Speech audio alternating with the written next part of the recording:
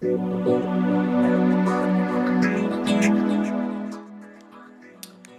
common problem that people have using LinkedIn to find new prospects is how to actually contact someone once you've found them if they are not a first-degree contact. In other words, if they're not already in your network.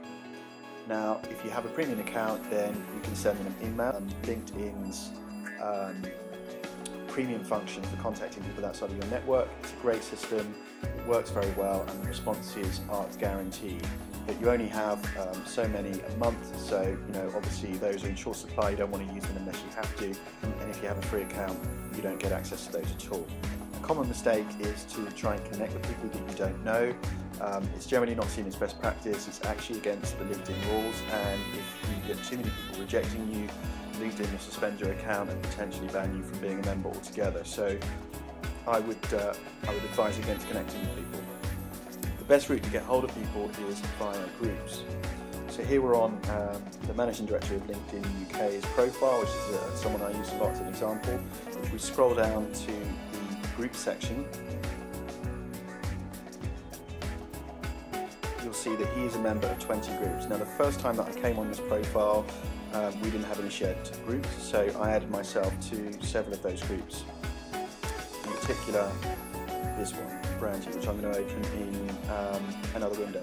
Now, if you're targeting a specific area, a specific business, particularly if you're going for a certain job title, let's say Managing Director, you'll find that quite a lot of people in a particular industry will tend to belong to the same sort of group. So as you're going through your campaign, searching for different prospects, it's best when you go onto those profiles is just add yourself to as many of those industry groups as possible, and as you're going through your searches, you'll find that you'll have various shared groups, and the reason for doing that is just quite literally to be able to contact them.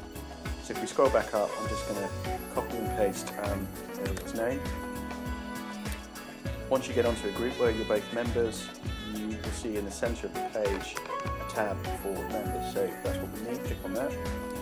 On the left hand side is a search box. Type in their name, or obviously paste it if you've copied it,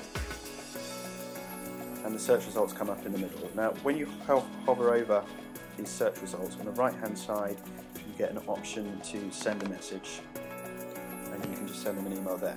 What I would advise is when you introduce yourself, just mention that you're contacting them because you're both members of whatever the shared group is, just so that they know that that's how you've managed to contact them and it doesn't seem so much like spam.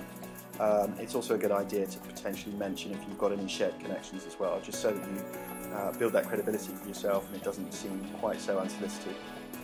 If that's helpful, I'd really appreciate it if you would like the video and obviously subscribe if you'd like to get more tips.